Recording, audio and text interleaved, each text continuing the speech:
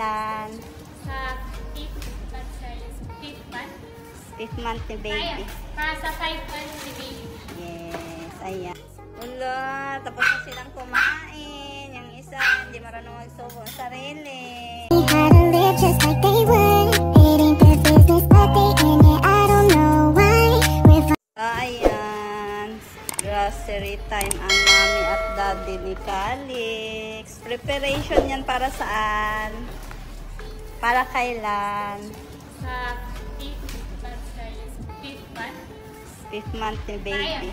Para sa 5 months ni baby. Yes, ayan. Wala, tapos na silang kumain. Yung isa, hindi marunong magsubo ang sarili. Ipakita mo muna yung sabon mo, be. Share mo naman. Kakatapos mo ng maligo. Share mo na yung sabon mo. Yes, kakatapos niya lang maligo. At yan yung sabon na ginamit niya. So yun guys, napakaganda ng sabon na to. So eto na yung ginagamit ko ngayon kasi mas pinalakas yung pampaputi niya. 20 times whitening effect siya guys. Kaya eto yung ginagamit ko simula ngayon.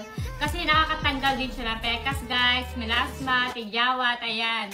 Pero, and guys, nakakapagpaputi siya ng siko, tuhod. Kaya yung may mga maiitim na siko at saka tuhod dyan.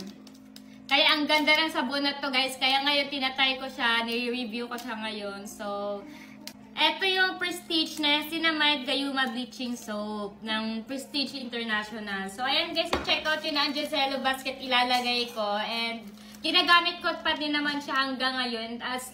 And ang napansin ko sa paggamit ko sa kanya, maganda yung effect niya kasi naglalighten yung siko talaga at tubo. At malakas yung peeling effect niya, no? Yes, sobrang lakas. Kaya naglo-lotion talaga ako kasi grabe yung dryness ng yan yung magandang maghilod. Sarap maghilod pag gano'n, no? Sige, check out na guys! Don't need no one to tell me how